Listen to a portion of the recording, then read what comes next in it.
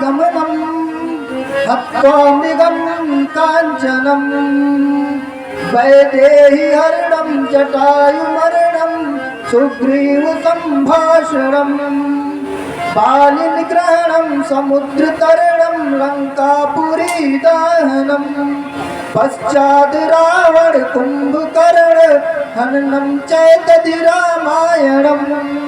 बोले राजन सरकार की जय हो। बिना भगवान के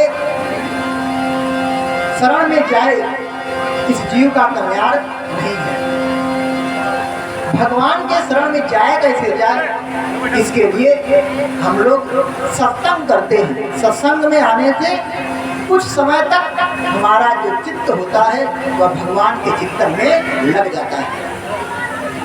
आज इस राम कथा का चतुर्थ दिवस, यह यज्ञ जिनके मार्गदर्शन में हो रहा है हमारे पूज्य कुल पुरोहित श्री नंदनाथ तिवारी और हम सबके प्रेरणादाता श्री राधे श्याम मुसाफिर शुक्ल जी, आप सबके नेतृत्व में यह यज्ञ संपन्न हो रहा है। इस यज्ञ के मुख्य यजमान श्री प्रेमचंद मिश्र, इनकी अर्धांगिनी श्रीमती मीरा देवी और एक विशेष यजमान जिनके निमित्त यज्ञ हो रहा है और हम सब एक साथ मिलके भगवान के नाम का सुमिरन कर रहे हैं, वह है प्रतीक मिश्र। इस यज्ञ के संरक्षक श्री महादेव मिश्र जो श्री प्रेमचंद जी के अनुज हैं, उनकी अर्धांगिनी श्रीमती प्रेमा देवी। इस यज्ञ की दिव्यता को बढ़ाने के लिए संचालन है श्री संजय मिश्र जी, श्री प्रशांत कुमार मिश्र जी, श्री मनोज मिश्र जी, श्री राकेश मिश्र जी एवं विकास मिश्र जी। विकास भैया से निवेदन है, यदि झांकियां तैयार हो गई हैं तो उन्हें मंच पे ले आने की कृपा करें। इस यज्ञ की भव्यता को बढ़ाने के लिए अपना जो अमूल्य परिश्रम देने वाले मिश्र बंधु हैं, विशाल मिश्र, निहाल मिश्र, पृथु मिश्र, प्रतीक मिश्र, अंकुश मिश्र, उज्जवल मिश्र एवं विश्वास मिश्र, और इस यज्ञ में अपना अनन्य सहयोग देने वाली हमारी माताएं, जिनके सहयोग के बिना यह यज्ञ पूर्ण नहीं हो सकता।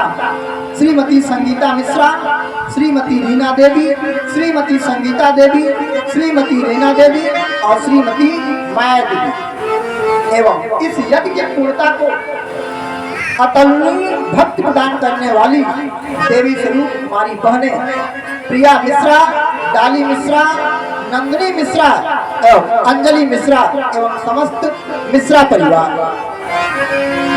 यह संयोग बहुत ही परिश्रम से और भगवान की कृपा से बनता है कि जब हम सब एक साथ बैठ के कुछ क्षण जीवन का भगवान के नाम में लगा दें, क्योंकि पूरा जीवन तो आदमी अपने खाने पीने रहने में व्यस्त रहता है और तृप्ति हो नहीं पाती है।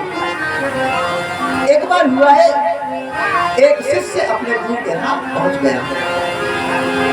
गुरु जी से कहा, गुरुदेव हमको जो है ज्ञानी बना दो, इतना ज्ञान दे दो कि हमारे जैसा इस दुनिया में कोई ज्ञानवान न हो। गुरु जी ने कहा, ठीक है, इसके लिए तुमको करना क्या है कि वेद पुराण का अध्ययन करो।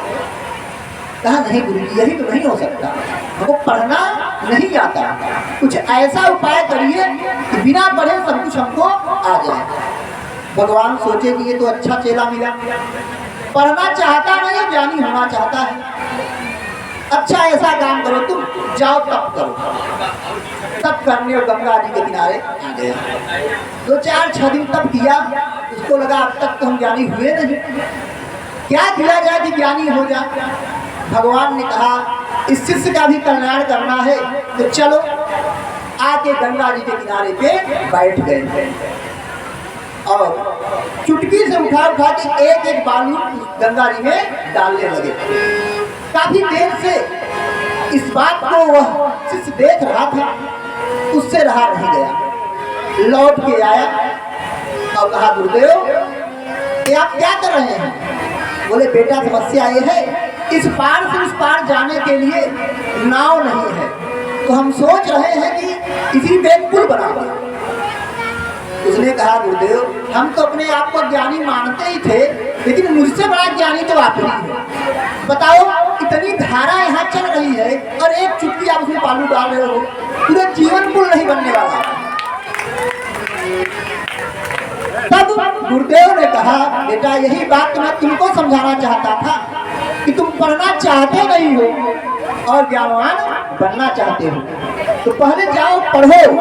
जब पढ़ लोगे तो ज्ञान अपने आप तुमको हो जाएगा। थोड़ा 10 मिनट और आप लोग शांति बनाए, धैर्य का परिचय दें, बैठ जाइए, फिर झांकियों का आनंद आप लोग लीजिए।